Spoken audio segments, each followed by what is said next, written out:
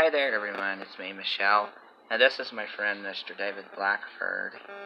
And we're gonna have just a conversation about horror movies, scary movies. It's one of my. A lot of people don't know this because they're like, "Oh, well, you love old movies," and I do, but I love newer movies too. You love sci-fi, you love romance, you love comedies. A lot of people gotta know that I love horror movies. They are just one of my favorite genres, and we're just gonna do a video about our love of horror movies. And I'm gonna start off with, ouch. I want to see A Quiet Place. I have been hearing so many good things about that movie, and it's been a hit. It's an independent film, and that I like seeing that it's like independent movies are taking off, but especially with horror movies. Yeah. Like that makes me feel good because it's like my brother Sean wants to do a horror movie, and he possibly could do it, because of this movie. Right. Well, on other topic, uh,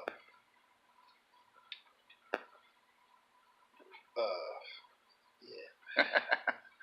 This is what you get for being live, folks. As you well know, Ash versus Evil Dead series is, ending after this Yeah. season. Bruce Campbell even said he's retiring the character. Yeah, I heard that, and I'm very disappointed in that. Ash, to me, is one of the best horror characters ever. Yeah, but look at it this way. You had Evil Dead. You had Evil Dead 2, Dead by Dawn. Yeah. You had Army of Darkness. Right. You had him voicing his character for the remake, I think. No. For all the games. Oh, yeah. You had his, likeness for, all the, comics. Yeah, they did a lot of Evil Dead comics, they did. Right. And then 3 seasons of Ash vs. Evil Dead. Right. He's been at that a long time. That's true. And if one thing that is the old adjective, but it's true in Hollywood, is leave them wanting more. You never want a character to wear its welcome out. Like I said, he's retiring the character. Yeah. Which, like I said, at first, I was like, oh man, Right. But I was like, then I got to thinking, I was like, he's, like I said, he's done all that for the Evil Dead, and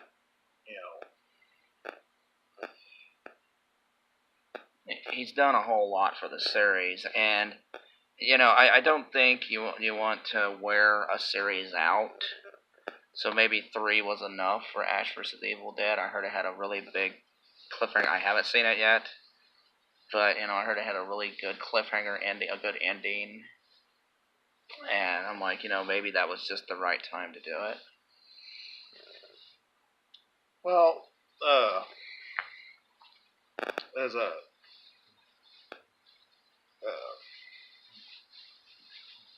what website is that? It's Rotten Tomatoes, actually. Oh, Rotten Tomatoes.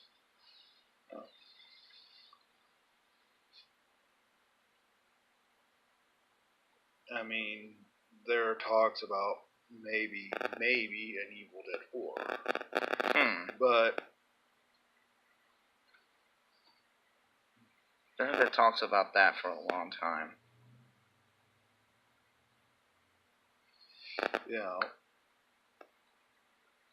I'm wondering if that will come true. Maybe if he is going to retire the character for good, maybe it could end the story. which with the kind of mythology the Evil Dead has, it's gonna be kind of hard to end it, but you never know, it could work out. Yeah, I mean, I think a lot of people would just want to see Ash on the road. Like, it would be the perfect ending, like just show him in his car driving, and he's like, well, looks like this will never end. And the car just keeps on driving. That would be an awesome ending right there. Nothing else would need to happen, you know? That's how I would end it. I mean, that's a good ending. Yeah. So, I mean, I think that would be a very good ending for the series. Okay, now, next up, and I know you like the movie, but do you think that Hollywood is doing too many remakes or reimagining of horror movies? Yes and no. Yes and no? Yeah, I mean, I think they are, because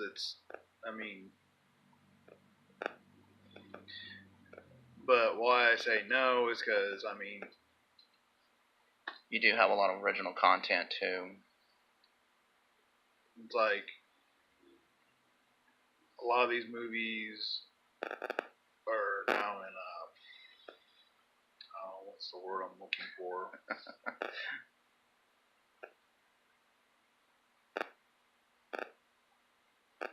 I can't think of the word, but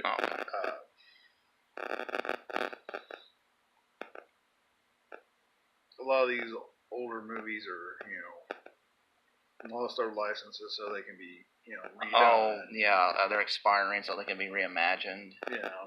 Yeah.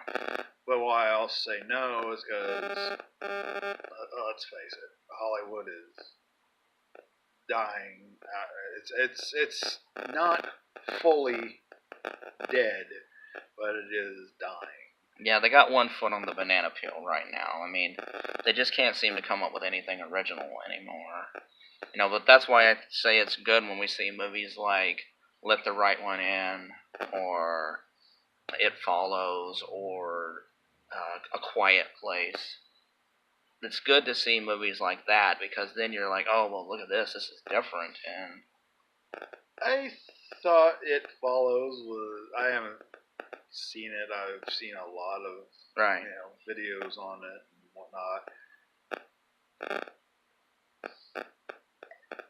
I'm not sure a supernatural sexual disease qualifies as, being a horror. It's like, it's pretty scary in the movie. Don't get me wrong.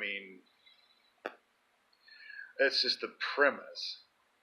Yeah, but it's very original, though. See, that's the thing. It's not just copycatting another movie, or it's not like, oh, hi, I'm just a remake from 20 years ago.